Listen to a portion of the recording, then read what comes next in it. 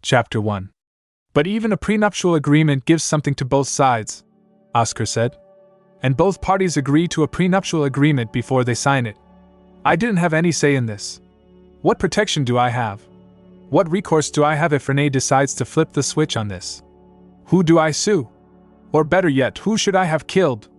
After all, you're talking about potentially kidnapping, false imprisonment, beautiful assault, rape, and maybe even attempted murder. Don't dwell on that, Oscar, Pat said smugly. As I've already explained, the physical damage isn't permanent, and the mental damage could be mitigated with the right counseling. Besides, from what we've learned, you're one of the good guys, so you have nothing to worry about. As for protection, you're protected so long as you never cheat. But what if Renee cheats? What if she falls victim to a smooth talker? What happens if an innocent business dinner with a female colleague or customer gets blown out of proportion? I've personally seen that happen. You never answered my question. Where's my protection? Where's my assurance that she'll never cheat? And worse yet, now that I've seen what my wife is capable of, how can I possibly feel safe around her? I'd never cheat on her ever. I don't care what the circumstances are. I love her too much and I'd never hurt her. But right now, I feel like you and my wife have put a sword of Damocles over our marriage, and I just can't live like that. After all, she lied to me when she went to your meeting, showed her true self, proved she really doesn't trust me, spent $1,600 of our money without consulting me or even talking to me, and conspired with you to get me here. I don't know what to tell you, Oscar, Pat said, sighing. So, is there something like this for husbands? Not that I'm aware of, Pat said. Oscar wasn't convinced, but swore to find out. This is bullshit, Oscar said, getting visibly angry. The only way to describe this is blackmail.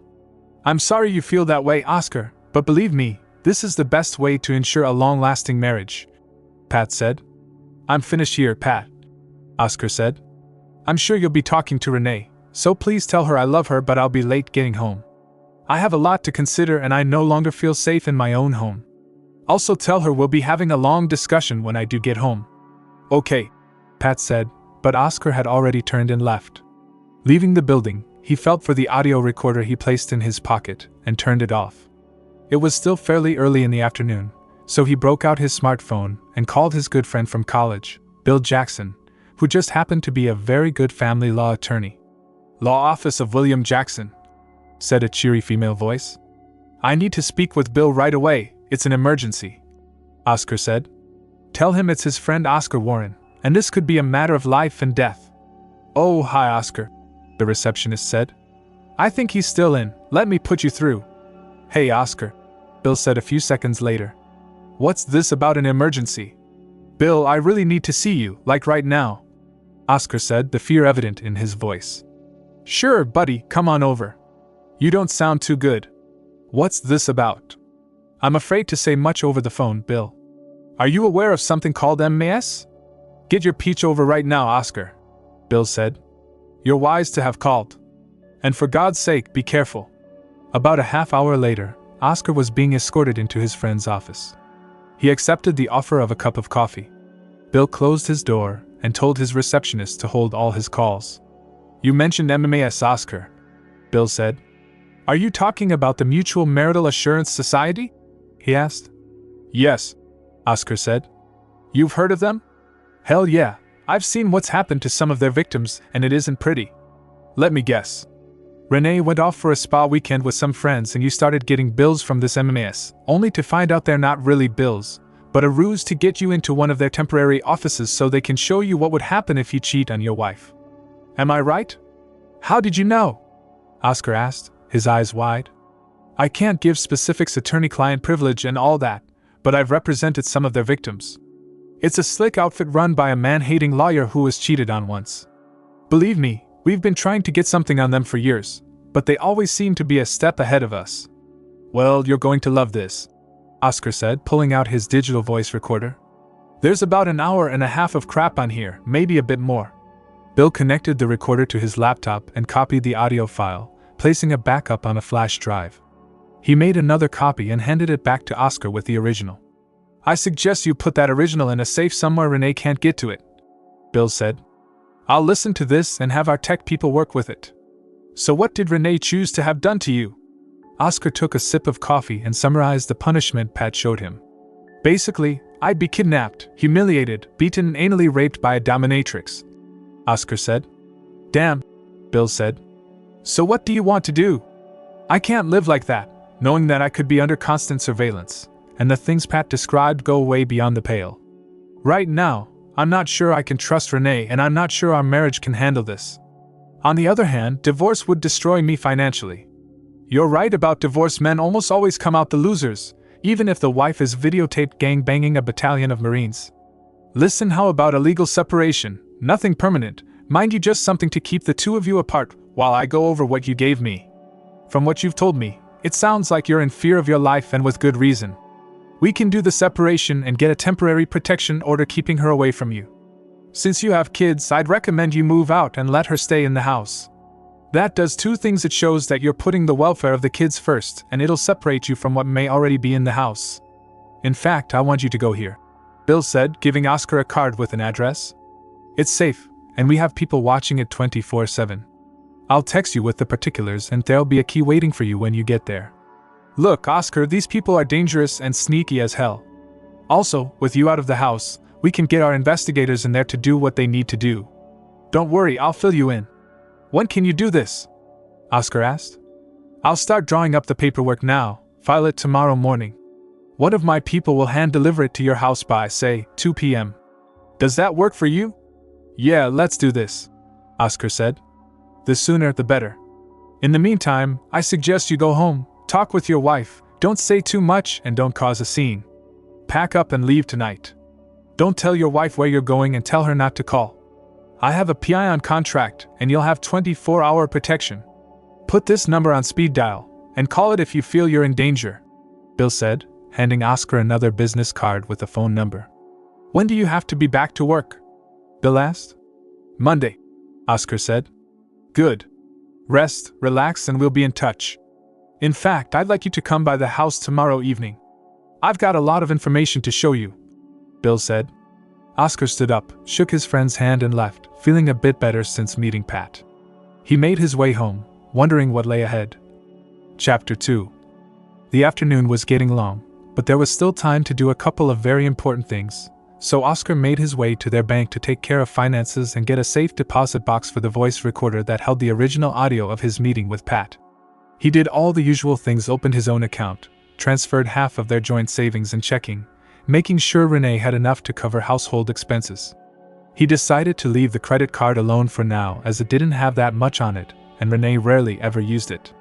That would change, however, if the legal separation turned into a divorce. Once finished, he decided to reactivate his home's security. It was a system he had installed a year ago when he suspected someone of breaking into his home. Fortunately, all it captured were some nosy possums and a sleepwalking wife, but no burglars. The system was designed to allow him access from anywhere on the internet, so he was able to do what he needed with his laptop and a good Wi-Fi connection. It had all the bells and whistles, like door and window sensors and motion-activated cameras in every room of the house except for the bathrooms. He figured no one wanted to see what went on there. It also included a landline monitor that allowed him to listen to and record telephone conversations. Fortunately, he lived in a state where he didn't have to have the other party's permission to record conversations. Up till now, he never had need for that feature, but decided it was better to be safe than sorry. Better yet, it uploaded all audio and video to a secure server in the cloud, so he could access it from anywhere with the right credentials. The brains of the whole thing was concealed in a locked metal box placed behind a wall in the basement, a place Renee generally avoided like the plague. Said it gave her the creeps, which was fine by him. Even better, she never knew the system was in place. The next thing was Renee's cell phone. Some time back, he installed an app that allowed him to monitor text messages and voice calls. This was about the time that she kept receiving harassing phone calls and text messages, and he was determined to put it all to an end. The creep was found and was now on probation, so he temporarily activated the program. However, he kept the backdoor in place just in case he needed it. As it turned out, that was a wise decision.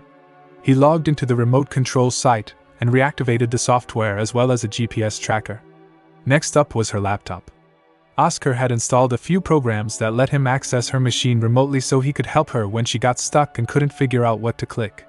It also allowed him to monitor her computer usage in real time. The software was still in place, so he set it to capture her emails and turned on a keylogger to record her activity. Then he put it in background mode so she never knew it was running. That program also uploaded its data to a secure server on the cloud. Then he had to decide how to deal with Renee. His initial response was to go nuclear, but he had no idea what he was facing. He remembered what Pat told him about his so-called loving wife. She was an absolute savage. She wanted to inflict tremendous pain on you. She thought of a particularly horrifying way to destroy your manhood and humiliate you. Humiliate me, huh? Destroy my manhood? He thought. What kind of a sick bitch does that? Fortunately, she chose something that Pat said would probably leave him suffering nightmares for the rest of his life. And she was right about something else that absolutely destroyed any love he had for her. He also recalled that Pat said the contractor who would mete out his punishment would be given a key to his house, so he decided not to take chances going home. He checked his glove box and pulled out the .38 snub-nose revolver he kept there and placed it in his coat pocket. What really frightened Oscar was what Pat said about wives who used chemicals to destroy their spouses. And, he recalled, Renee could be a monster if provoked. So he decided to play it cool, get in, get his stuff, and get out. Pat said she wouldn't question him if he had to leave for a job on a moment's notice, which worked in his favor. That's happened several times, but not too often. As for the legal separation, he decided to keep that under his hat. The shit would definitely hit the fan tomorrow when she got that and the restraining order. The last thing Oscar did was check his own phone to make sure there wasn't any tracking software on it. As far as he could tell, there wasn't anything, but he decided to minimize the risk of that as well. He made one call, first to the number Bill gave him. "Yeah," said the gravelly voice at the other end. "This is Oscar Warren," he began. "I know," said gravel voice. "Whatcha want? I'm looking to head home and was wondering if the coast is clear." "So far, so good. Looks like spouse is by herself at the moment. You gonna be long?" "Nope, just gonna get a few things then head back out," Oscar said. "Good. Make it fast and don't pull any shit. You packing?" "Yeah," Oscar said. "I have a CCW and I know how to handle a firearm." "Okay, we'll be watching. No heroics, no crap, just do what you gotta do." "Right," Oscar said. "Thanks." The call disconnected, so Oscar placed another call, this time to Renee. "Hi, sweetie," Renee said. "Hey," Oscar responded. "Sorry I'm running late, had to take care of a few things. I've got to go take care of an emergency situation, so it looks like I'm gonna be gone for a bit." "Oh? How long?" Renee asked, sounding disappointed.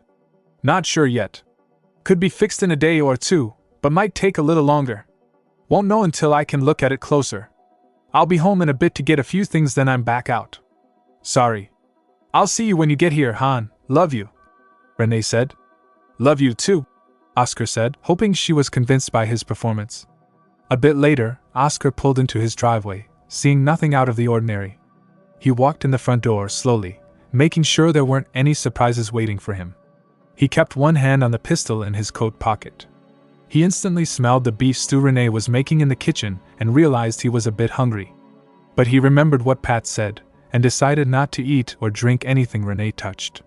"You're home," Renee said, sounding happy to see him. "Are you hungry? I made your favorite." Something about the way she looked when she said that made Oscar wince just a bit. Maybe he was being paranoid, but it sure looked like there was a mischievous smile on her face. And what was she holding behind her back? "Thanks, hon, but I'm not really hungry right now. Had a late lunch and I'm still a bit full," Oscar said. The truth was, he was hungry and would love to have had some of her stew. But not today. Or possibly ever. "That's a shame," Renee said. "Guess I'll just have to throw it all away then." "Too bad, all that stew going to waste like that." "What, you guys can't eat the stew?" Oscar asked. "You usually make enough to feed us for a week. Why throw it all out?" "We've already eaten," Renee said, gesturing with the spoon she held behind her back. "Tell you what, babe," Oscar said. "Why don't you put some of that stew in one of my thermoses in the cupboard and I'll eat it when I get to my hotel?" "Okay," Renee said, her face lighting up. "That's a very good idea. Meanwhile, I'll just get a few things and I'll be going. Already running a bit late," Oscar said, heading to their bedroom. He looked around and seeing nothing out of place, went to his closet, where he grabbed some clothes, along with a few pairs of clean socks and underwear. Removing a panel in the wall, he retrieved his 9mm Glock and checked to make sure it was still loaded. It was. He put that pistol in his other coat pocket. After getting his toiletries, he quickly packed his suitcase, not really caring how well his clothes were folded. He just wanted to get out. He went back downstairs, where Renee was waiting with a thermos of stew. "Thanks, Han," Oscar said, giving her a brief kiss on the cheek. He headed for the front door. "By the way, Oscar, how did your appointment with Pat go?" she asked as he began to open the door. He stopped, thought for a second before turning to face her. There was that smile again, and it seemed a bit more wicked to him. "Let's just say we'll talk about it later," he said, trying to control his emotions. "Maybe in a couple days. I have a lot to process right now." "I understand," Renee said. "Whenever you're ready. And remember, I do love you and I trust you. And call me, please." "You have a damn funny way of showing it," Oscar thought. "Yeah, sure. Love you too," he said as he walked out the door, leaving behind a somewhat bewildered wife who now wondered if she did the right thing. Oscar made his way to the safe location Bill told him about, relieved that things went as well as they did at home. The episode with the stew really scared him, though. Why was she so insistent that he eat it? Why would she throw it all out if he didn't take any? That just didn't add up. Normally, she would have split it up and stored it in Tupperware containers for future meals. He decided to have the contents of his thermos analyzed by a lab. Who knew what was in it? After about an hour, Oscar pulled up to the gated country compound Bill sent him to. This was no dive, Oscar realized. A lot of money went into this. He pulled up to the gate and spoke into an entry box. "Hello?" he said. "Is this Oscar Warren?" a male voice asked. "Yeah, it is," he said. "We've been expecting you. Once the gate opens, pull forward and stop at the second gate. Don't exit your vehicle and follow the guard's instructions to the letter." "Got it," Oscar said. The guard in the Sally Port verified Oscar's identity and 2 other guards inspected his vehicle with probes, checking for anything suspicious, like a tracking device, a bug, or a bomb. Once they wrapped up, the first guard directed him to Suite 215, which was in Building 2, off to his right, and issued him a garage door opener. He also gave Oscar a map of the facility and a guide that showed how to get online and how to use the cable. Those would come in handy. Oscar found the building and parked in the garage labeled 215.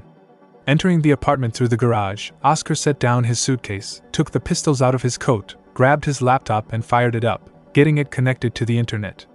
Grabbing his phone, he called Bill. "Hey Oscar," Bill said. "Hi Bill, I got here okay. These are some nice digs," Oscar said. "They'd better be nice. We put a lot of money into them. How'd it go with Renee?" "Better than expected, but I need to have something analyzed." "Do you have access to a lab?" "Of course," Bill said. "What is it?" "It's a thermos of beef stew, but I'm not convinced that's all that's in there. Renee was dead set that I eat it before I left, but something just didn't add up." "Okay," Bill said. "Bring it into me first thing in the morning and I'll get it expedited." "Thanks," Oscar said. "I'll be there bright and early." "Great," Bill said. "Now relax and get some rest. You're safe there. See ya in the morning." Closing the connection, Oscar decided to check the happenings in the place he used to call home. Logging into the security system, Oscar noticed several short videos, but they really didn't amount to much as all they were doing was recording Renee as she went from room to room. There was, however, one very interesting phone call on the landline along with some text between Renee and Pat. The text exchange took place almost as soon as he had pulled out of the driveway, and was short and sweet. "Renee, something's wrong, gotta talk. Pat, K, call me, same number as this am. Renee, K, bye." The phone call provided a bit more clarity, and made Oscar glad he never ate the stew Renee tried to feed him. "Renee, I'm scared, Pat. He was late getting home, said he had to go to a last-minute job, barely talked to me and left. I'm scared, Pat, I barely recognized him." "Pat, did you do what I said?" "Renee, yeah, I made his favorite stew, put in the stuff you gave me and tried to get him to eat, but he refused. I think he suspects something was wrong with it. He did take a thermos and promised to eat later." "Pat, how could you let him out of the house like that? Now we'll have no control over him. If he drinks the stew while he's driving, he could get into an accident and kill someone.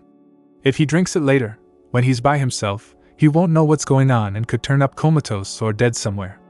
An investigation would reveal the drug you put into it, and guess what? You will end up in jail. Renee, you promised me it wouldn't hurt him. You said it would just relax him a bit and make him more receptive to what I chose for him, maybe even make him more willing to go along with my plan. I love him and I don't want him hurt. Pat, and that's true, as long as he's under supervision and not driving. Don't worry, it'll be alright, I promise. Just stick to the game plan. When he calls, apologize and tell him he must have been really tired when he had the stew. There's plenty of time. Eventually, he'll wear down, become putty in your hands, and he'll be the doting, emasculated eunuch you deserve. Trust me on this. Look, take it easy and call me the minute you hear from him, okay? And do anything else stupid.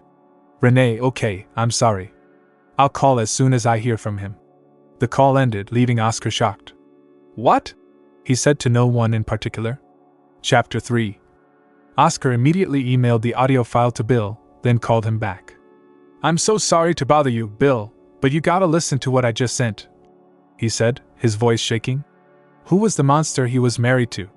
Hang on, let me take a listen, Bill said. Oscar could hear the call being played back on Bill's computer. Holy crap, Bill said.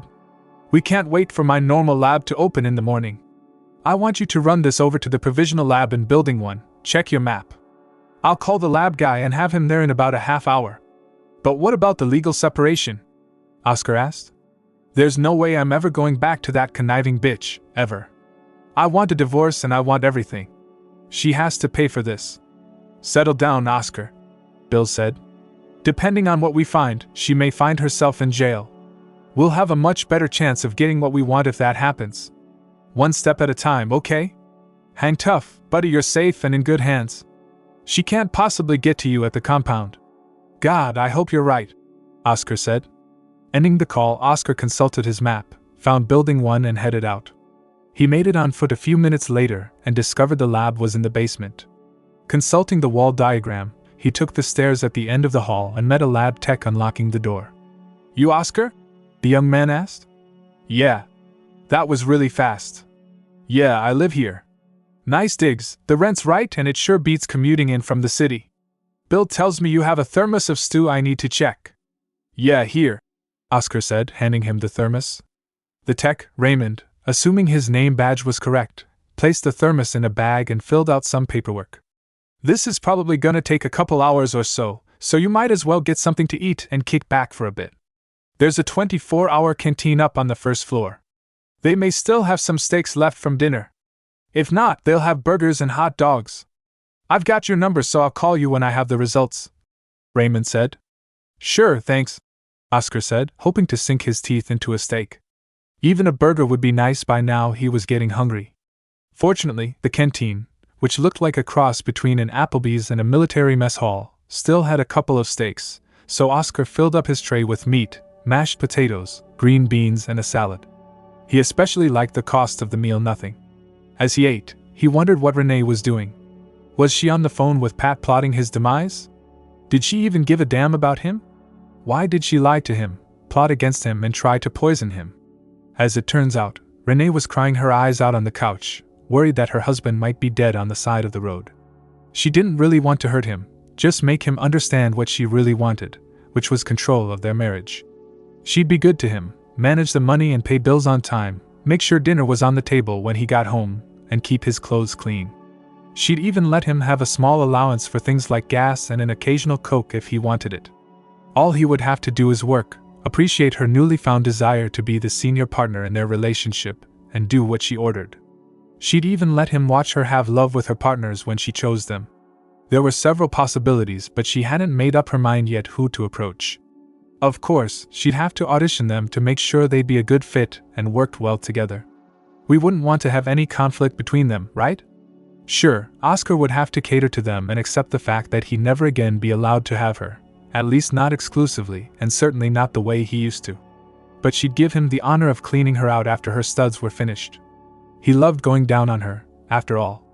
Or if he didn't, he never said anything. That would be too humiliating, and she didn't want to destroy him or hurt him physically. She just wanted him to be more compliant. and the insurance policy ensured that he never leave her for another woman. Granted, she never mentioned any of this to him, but she was certain he'd go along with it. After all, he didn't say much after his meeting with Pat. Still, she wondered about that small bottle Pat gave her. Pat told her to only use a few drops, and said it would work fast and make him very open to whatever she suggested. So what if she used half the bottle? If a few drops worked fast, half the bottle would work faster, right? And that much would make him accept anything she demanded, no matter how outrageous. Plus, it would speed up his conversion into a weak, impotent shell of his current self. She'd never have to worry about him wanting to love her or get her pregnant simply because he wouldn't be able to. But it had been several hours since he left, and he really didn't look too happy. Plus, she wondered, why did he have guns in his coat pockets? What was he expecting? Why hadn't he called? Oh well, she decided. If something happened, surely the police would have told her by now, right? They'd have to, that's their job. So Renee put it out of her mind and going to her computer, started looking for guys she could audition for her harem. By the time Renee made it to her computer, Oscar had polished off his steak, which, by the way, was delicious, and cleaned up the rest of the plate. Feeling full, he noticed the canteen was also equipped with a small bar, so he walked over to see what they offered. There were only a couple other guys in the bar, counting the bartender, so Oscar took a seat and checked out what was playing on the big screen. "What'll it be?" the bartender asked. Oscar asked for a Miller Lite and relaxed for the first time in quite a while. A couple beers later, Bill sat down next to him. "Hey Oscar, how's it hangin'?" he asked. "Hangin' in there, I guess," Oscar said. "Any word?" "Yeah, I just got a call from the lab, they'd found something. Guess we'd better get over then," Oscar said as he prepared to pay for the 3 beers he drank. The bartender waved him off, explaining that the first 3 beers of the day were on the house. Oscar could get used to that kind of service. A few minutes later they were at the lab, waiting for Raymond to wrap up his paperwork. "What did you find, Ray?" Bill asked. Ray consulted his printout and brought up a diagram on the overhead screen. It meant nothing to either Oscar or Bill. "A very interesting compound, or collection of compounds if you will," Raymond said. "I won't bother you with the chemical name, it's almost unpronounceable anyway. But I can tell you that if Oscar here had taken so much as a sip of his stew, his heart would have stopped beating within minutes, and he'd be dead shortly afterward. Even in smaller doses, and I mean maybe a drop or two, and this stuff would have rendered him extremely susceptible to suggestion. Plus, it would have started the process of chemically castrating him. Over time and in tiny doses, Oscar would be able to urinate standing up, but that's it. He'd never be able to have love. In short, he'd be a loveless eunuch." "Holy," Oscar said. Bill nodded in agreement. "Thanks, Ray," Bill said, accepting a copy of the report. "So, here's what we do. We now have enough with the recording and these lab results to swear out a warrant for her arrest on the charge of attempted murder. The court may or may not accept the recording as evidence, but the lab results are impossible to ignore. Add to that several charges for conspiracy, kidnapping, beautiful assault, etc., and she could face 25 years to life in prison. Once she's convicted, you can get whatever you want from her, and you can move on. When can we start this?" Oscar asked. "Well, I can get a warrant sworn out for her right here at the compound. In addition to everything else, it turns out we have a state-sanctioned court and a judge right on the premises. That'll take just a few minutes. Then we call the police and have her picked up. We'll also need a search warrant for the house. If everything works out, she'll be in jail tonight." "Damn, what does this compound not have?" Oscar asked, smiling.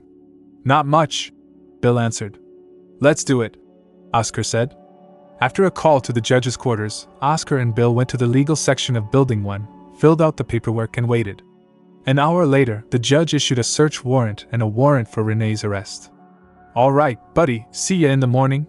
You still want that legal separation and restraining order?"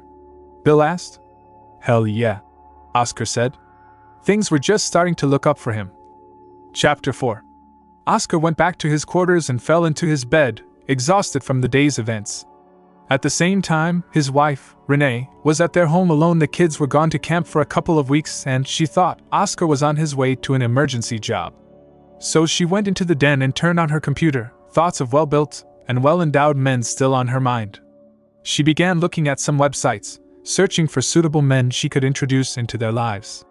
Of course, they also needed to have other qualities. After all, she didn't want to traumatize Oscar too much, just keep him in line. It's not that she didn't love him, she did, but something in her had changed. Sure, he was a great husband, a good provider and a wonderful father. But after all these years, she yearned for something more, something different. She looked at a number of photos and profiles and found quite a few acceptable to her. Some of the men she considered were black, and while either her nor Oscar were racist, she decided not to go the interracial route, at least in the beginning. She wanted her body.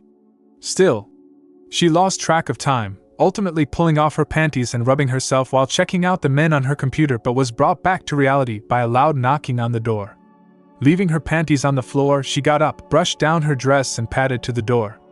Opening it, she found herself face to face with two of the biggest police officers she had ever seen. "May I help you, officers?" she asked. "Are you Renee Warren?" one officer asked. "Why, yes, I am." "What can I do for you?" she asked. "I'm Officer Smith, this is Officer Jones," he said, pointing his thumb at the other officer. "We have a search warrant and a warrant for your arrest. Please turn around and place your hands behind your back." Shocked, Renee obeyed. "What am I under arrest for?" she cried, tears rolling down her face. "You have been charged with attempted murder of your husband, Oscar Warren, possession of a controlled substance, conspiracy to kidnap, rape and assault your husband," Smith said. He read off her Miranda rights as he placed the handcuffs over her wrists. "Oh God, no," she cried. "I never intended any harm to come to Oscar. I love him." "Tell it to the judge, ma'am," Smith said. The other officer escorted her to their patrol car and, holding her head, guided her into the back seat. By now, other cars had parked in front of her house and several officers, including some in plain clothes, had gone in the front door. An hour later they came back out, with one officer holding a box of things taken from her house. Another officer had her computer and a bag with her phone.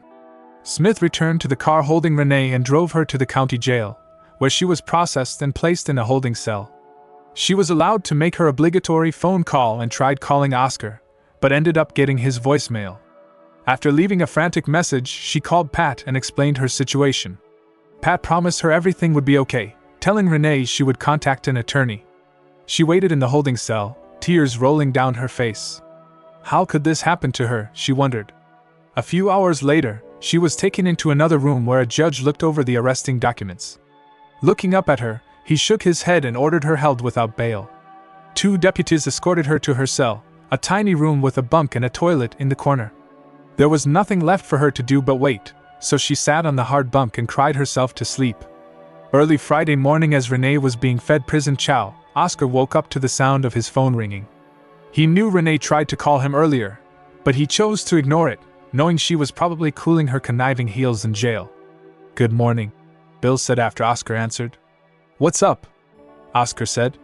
"Listen, Oscar, I've had a chance to go over this recording you got during your meeting with Pat, and something jumped out at me. I'd suggest you go ahead and file for divorce. Renee's already been arraigned and she's been denied bail. Meet me at my office at 8 o'clock and we'll go over it." "Sure, that sounds good," Oscar said. After doing the 3 S's, Oscar was back on the road heading into town. He made it to Bill's office just a few minutes before 8 o'clock and joined his friend. "Why the change in plan, Bill?" Oscar asked. "Well, something in the audio of your meeting with Pat intrigued me. Let me play it for you." Bill fired up his computer and pulled up the audio file of Oscar's meeting. "Do you remember this? It's shortly before Pat played the video showing your punishment." Oscar remembered the video quite well, as it made him nauseous to think his wife would actually have him humiliated and raped like that. Bill pressed the play button on his screen and Pat's voice came out of the speaker.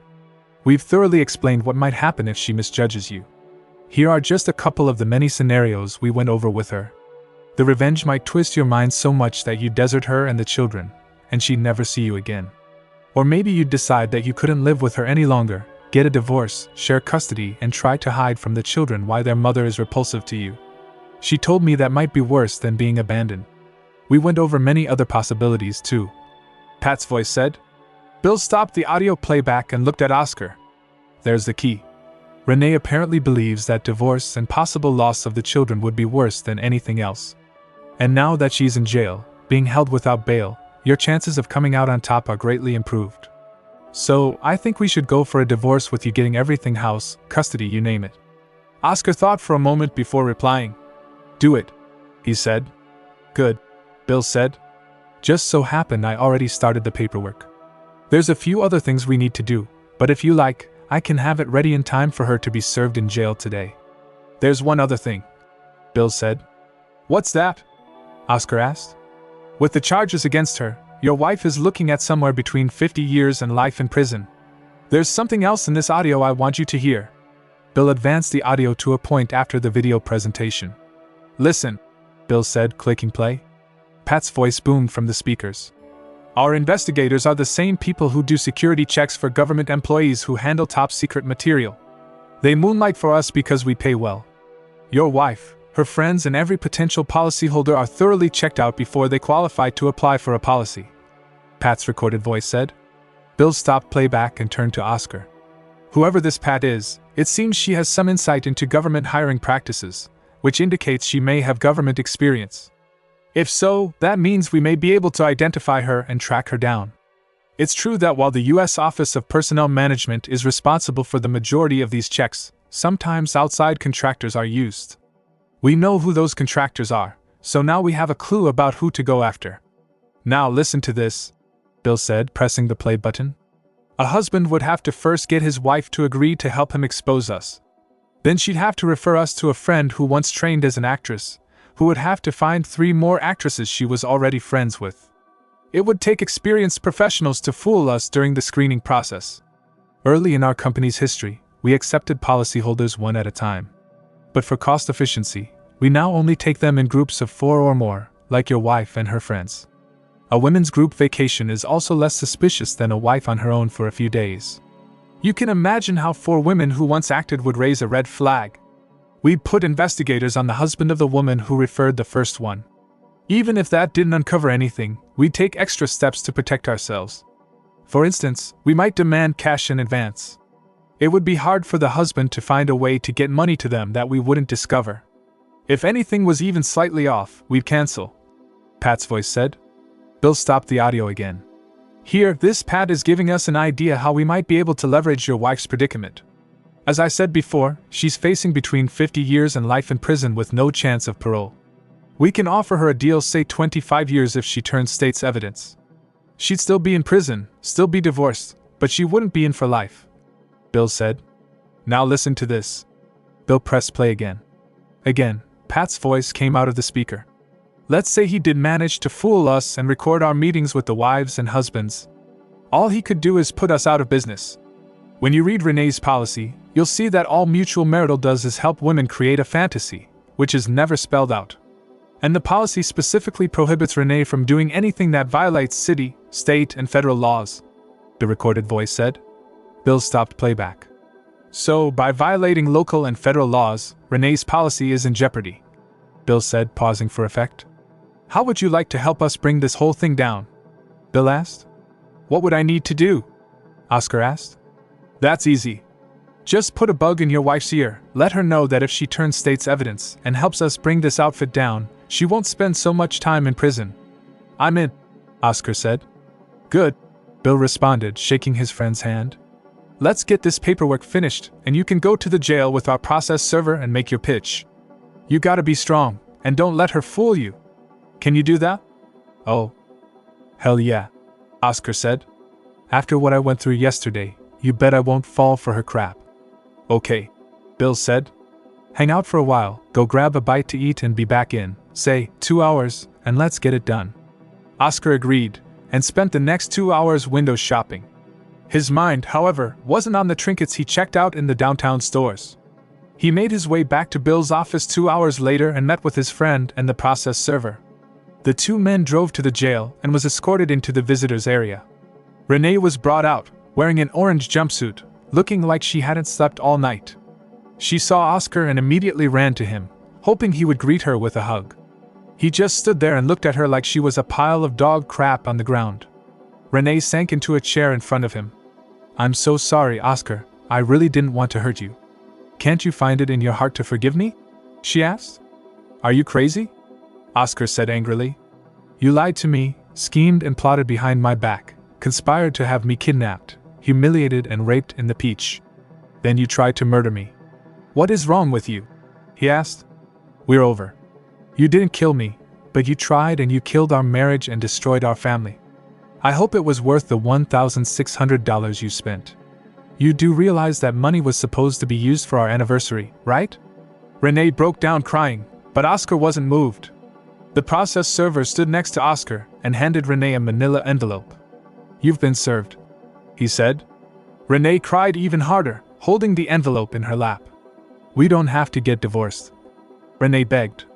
"Please, I'll do anything you want, I'll make it up to you." "Kinda hard to do when you're going to be in prison for the rest of your life," Oscar said. "Besides, I could never trust you again, and I certainly wouldn't ever feel safe around you. Worse yet, I can't trust you around the children.